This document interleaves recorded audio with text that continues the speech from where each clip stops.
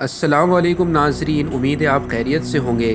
ہمارے channel Islamic info کو subscribe کریں اور اسلامی واقعات سے آگاہ ہوتے رہیں۔ ناظرین، آج جو واقعہ میں آپ کے سامنے پیش کرنے جا رہا ہوں، یہ ایک صحابی حضرت تمیم داری رضی اللہ تعالیٰ عنہ کی دجال سے ملاقات کا واقعہ ہے۔ واقعہ کچھ اس طرح ہے کہ ایک دفعہ حضرت تمیم داری رضی اللہ تعالیٰ عنہ سمندر کے سفر پر نکلے۔ ان کے ساتھ کچھ اور مسافر بھی موجود تھے۔ یہ سب ایک کشتی پر سوار تھے۔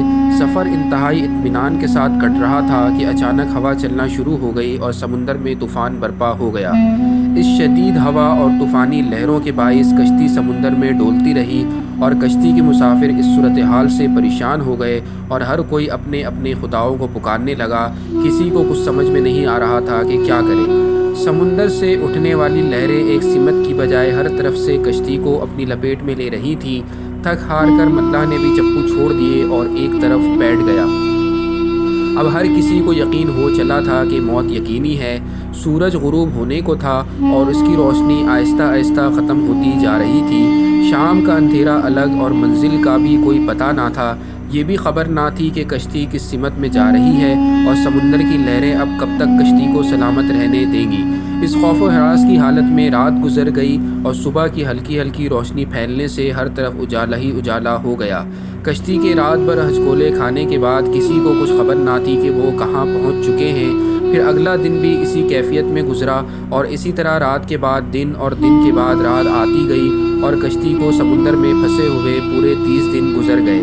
پھر اچانک 30 دنوں کی اس صورتحال کے بعد بھولے بھٹکے مسافروں کو دور سے کچھ ایسا نظر آیا جیسے کچھ درخت سمندر میں کھڑے ہوں۔ 30 دن سے سمندر میں پھنسے مسافروں کو یہ منظر دیکھ کر امید کی کچھ کرن نظر آئی اور ملاح نے جلد از جلد وہاں تک پہنچنے کے لیے پوری طاقت کے ساتھ چپو چلانا شروع کر دیے اور کشتی کو تیزی کے ساتھ ان درختوں کی طرف لے جانے لگا۔ کشتی میں موجود مسافر کے جنہیں یقین ہو چکا تھا کہ اب موت کے سوا کوئی چیز نہیں، ان کے چہرے زندگی کی امید سے چمک رہے تھے۔ پھر کشتی جوں جوں قریب ہوتی گئی درخت صاف دکھائی دینے لگے۔ ملاح پوری طاقت سے کشتی چلا رہا تھا کہ سورج غروب ہونے سے پہلے پہلے ان درختوں تک پہنچا جائے تاکہ کہیں ایسا نہ ہو کہ اندھیرا ہو جانے کے باعث وہ اس امید سے بھی ہاتھ دھو بیٹھے۔ پھر کشتی آہستہ آہستہ ان درختوں کی طرف بڑھتی رہی اور جب درخت قریب ہوئے تو سارے مسافروں کو یہ جان کر خوشی ہوئی کہ یہ سمندر میں واقع کوئی جزیرہ ہے۔ ابھی تو سورج مکمل غروب نہ ہوا تھا کہ کشتی جزیرے کے کنارے پر پہنچ گئی۔ مسافروں کو اس جزیرے پر اترے زیادہ دیر نہ گزری تھی کہ درختوں کے درمیان میں سے ایک عجیب و غریب قسم کا جانور نکلا۔ اس جانور کے پورے جسم پر بال تھے اور اس قدر لمبے اور گھنے تھے کہ یہ معلوم ہی نہ ہوتا تھا کہ جانور کا اگلا حصہ کون سا ہے اور پچھلا حصہ کون سا ہے۔ سارے مسافر اس عجیب و غریب جانور کو دیکھ کر حیران و پریشان ہو گئے، کیونکہ ان میں سے کسی نے بھی اس سے پہلے ایسا جانور دیکھنا تو دور کی بات سنا بھی نہ تھا۔ اب اس پراسرار جزیرے پر اس کو دیکھ کر سب پریشانی میں مبتلا ہو گئے کہ آخر یہ کون سی بلا ہے۔ ایک مسافر نے دوسرے مسافر سے پوچھا کہ آخر یہ کون سا جانور ہے۔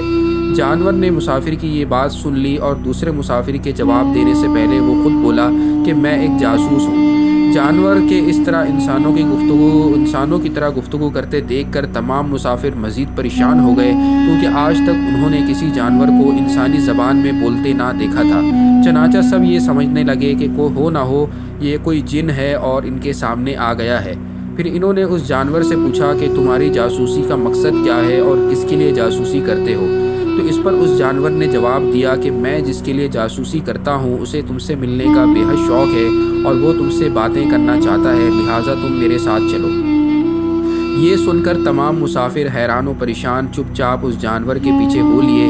وہ عجیب و غریب جانور درختوں کے درمیان بنے ہوئے راستے سے ہوتا ہوا ایک پرانے محل کے سامنے جا کھڑا ہوا۔ محل کو چاروں طرف سے بلند و بالا درختوں نے گھیر رکھا تھا۔ مسافروں نے وہاں پہنچ کر پریشان نظروں سے اس محل کی طرف دیکھا اور پھر جانور کی طرف سوالیہ نظروں سے دیکھنے لگے۔ جانور پھر آگے چلا اور سب مسافروں کو ایک بڑے دروازے سے گزارتے ہوئے محل کے اندر لے گیا۔ محل کے اندر داخل ہوتے ہی سب نے دیکھا کہ ایک بہت بڑا شخص زنجیروں میں جکڑا ہوا تھا اور رہائی کے لیے کوششیں کر رہا تھا۔ مسافروں نے اس سے پہلے اتنا بڑا قد آور شخص کبھی نہ دیکھا تھا اور وہ اس کے رعب میں مبتلا ہو چکے تھے۔ ایک مسافر نے ہمت کر کے اس زور آور شخص سے پوچھا کہ تم کون ہو؟ تو اس پر اس زور آور شخص نے کہا کہ وہ جلد جان لیں گے کہ وہ کون ہے، لیکن پہلے وہ اسے اپنے بارے میں بتائیں۔ تو اس پر ایک مسافر نے جواب دیا کہ ہم عرب قبائل لخم اور جذام کے لوگ ہیں، اور ساتھ ہی اس مسافر نے اپنے ساتھ سمندر میں ہوئی آب بیتی اور یہاں تک پہنچنے کی ساری داستان سنا دی۔ اس پر اس قید میں جکڑے ہوئے شخص نے ان مسافروں سے کچھ سوالات پوچھے۔ اس نے مسافروں سے نخلستان بیسان کے متعلق پوچھا، تو مسافروں نے کہا کہ وہ اس نخلستان کے بارے میں کیا جاننا چاہتا ہے۔ تو اس پر زور آور شخص نے خود ہی غصیلے انداز میں بولا کہ عنقریب اس نخلستان پر پھل لگنا بند ہو جائیں گے۔ پھر اس زور آور شخص نے مسافروں سے تبرستان کے دریاؤں کے متعلق پوچھا کہ آیا اس میں پانی موجود ہے یا نہیں۔ تو مسافروں نے کہا کہ ہاں اس میں پانی موجود ہے۔ تو اس پر زور آور شخص نے کہا کہ عنقریب اس میں پانی ختم ہو جائے گا۔ پھر اس زور آور شخص نے مسافروں سے زغر کے چشمے کے متعلق پوچھا کہ آیا اس میں پانی موجود ہے یا نہیں، اور اگر پانی ہے تو وہاں کے لوگ اس چشمے کے پانی سے کھیتی باڑی کرتے ہیں یا نہیں۔ پھر اس زور آور شخص نے مسافروں سے کہا کہ اسے ذرا امیوں کے نبی محمد صلی اللہ علیہ وآلہ وسلم کے متعلق بتایا جائے۔ تو مسافروں نے کہا کہ محمد صلی اللہ علیہ وآلہ وسلم نے مکہ سے اپنی دعوت کا آغاز کیا اور اب وہ مکہ سے نکل کر مدینہ میں موجود ہیں۔ اس پر زور آور شخص نے پوچھا کہ کیا اس نبی صلی اللہ علیہ وآلہ وسلم کی عربوں کے ساتھ کوئی لڑائی ہوئی، اور عربوں نے لڑائی میں ان کے ساتھ کیسا سلوک کیا؟ تو اس پر ان مسافروں نے جواب دیا کہ لڑائی میں تو وہ اکثر عربوں پر غالب رہے، اور بہت سے عربوں نے نبی صلی اللہ علیہ وآلہ وسلم کی اطاعت بھی قبول کر لی ہے، اور اب وہ خود ان کی تابعداری میں آ گئے ہیں۔ یہ سنتے ہی وہ زور آور شخص غصے میں آ گیا اور پھر مسافروں کو مخاطب کر کے بولا کہ اب میں تم کو اپنے متعلق بتاتا ہوں، میں دجال ہوں، اور تمہاری باتوں سے یہ معلوم ہوتا ہے کہ مجھے یہاں سے نکلنے کی اجازت بہت جلد ملنے والی ہے۔ پھر میں اس جزیرے سے نکلوں گا اور 40 دن میں ساری دنیا گھوموں گا۔ دنیا کی کوئی بستی اور گاؤں ایسا نہ ہوگا جہاں سے میرا گزر نہ ہو۔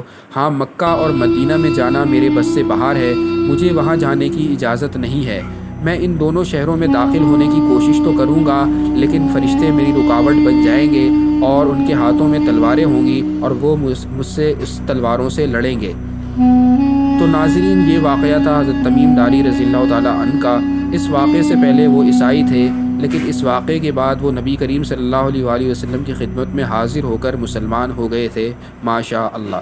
یہ واقعہ صحیح مسلم میں موجود ہے۔